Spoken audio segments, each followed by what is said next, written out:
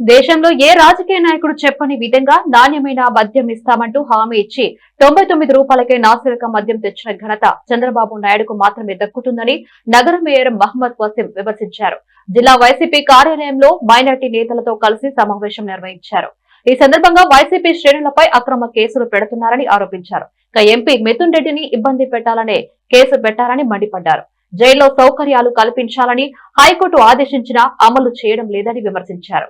కూటమి నేతలు ఎన్ని అక్రమ కేసులు పెట్టినా వైసీపీ శ్రేణులు భయపడరని వైఎస్ జగన్ మోహన్ రెడ్డి వెంటే నడుస్తారని ఆయన స్పష్టం చేశారు.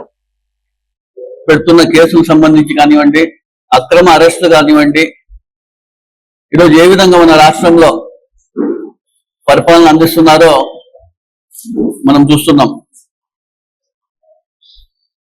రాష్ట్రంలో డాక్టర్ బిఆర్ అంబేద్కర్ రాజ్యాంగాన్ని అమలు చేస్తున్నారా లేదా రెడ్ బుక్ రాజ్యాంగాన్ని వీళ్ళు అమలు చేసుకుంటూ పోతున్నారు కూడా మీ అందరికి తెలిసిన విషయమే.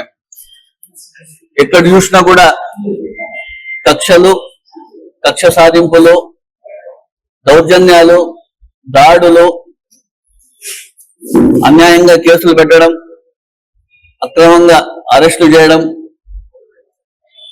ఈరోజు మనం కూటమి ప్రభుత్వం వచ్చినప్పటి నుంచి కూడా చూస్తున్న విషయం కూడా మీరు అందరూ గమనించాల. ఎన్నికలకు ముందు వైఎస్ఆర్సీపీ ప్రభుత్వంలో జగన్మోహన్ రెడ్డి గారికి అతి దగ్గరగా ఉండే వాళ్ళలో ఎవరెవరు ఉన్నారో వాళ్ళందరూ కూడా గతంలోనే వీళ్ళందరూ కూడా రెడ్ బుక్ లో యాక్టివ్ లీడర్స్ పేర్లను కూడా రాసుకోవడం జరిగింది. ఏ విధంగా అయితే వీళ్ళు కూటమి ప్రభుత్వం అధికారంలోకి వస్తేనే ఒక్కొక్కరిని టార్గెట్ చేసుకుంటా ఈరోజు వారిపై అక్రమ కేసులు పెట్టి అరెస్ట్ చేయించి లోపల పంపించడం కూడా మనం చూస్తున్నాం.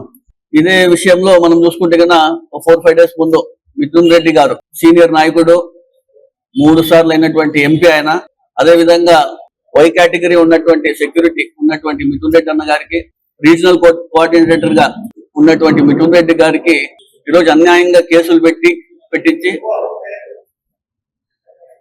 లిక్కర్ స్కామ్ లో ఏ ఒక్క ఆధారాలు కూడా లేకుండా అక్రమంగా ఆయనకు అరెస్ట్ అందరికీ నమస్కారం.